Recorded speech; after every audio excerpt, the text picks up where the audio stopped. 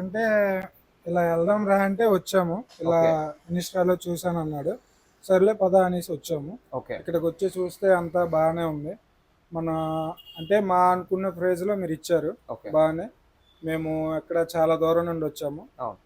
విజయనగరం జిల్లా రాజం మండలం నుండి వచ్చాము. ఓకే. ఇక్కడంతా వచ్చిన తర్వాత మీరు మమ్మల్ని రిజిస్టర్ చేసుకున్నది కూడా చాలా హ్యాపీగా చేసుకున్నారు.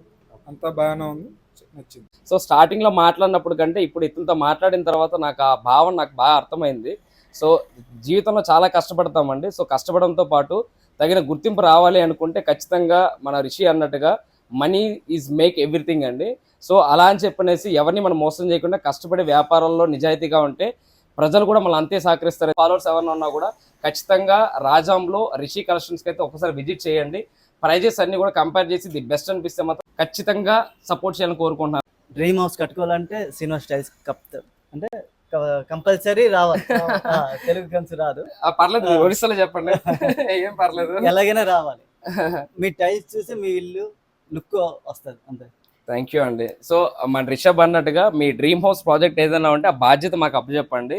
సో మీ సొంత ఇంటిని మరింత అందంగా తయారు చేయడానికి మా సాయశక్తితో మేము ప్రయత్నిస్తూనే ఉంటాం. మీ అందరి సపోర్ట్ ఇప్పుడు ఇలాగే ఉండాలి. Thank you so much Srinivasa tiles Gajuwaka. Thank you so much Rishi. Really చాలా హ్యాపీ అనిపించింది నీ మెసేజ్ చూసి. ఎందుకంటే ఆ డెప్త్ నాకు అర్థమైంది.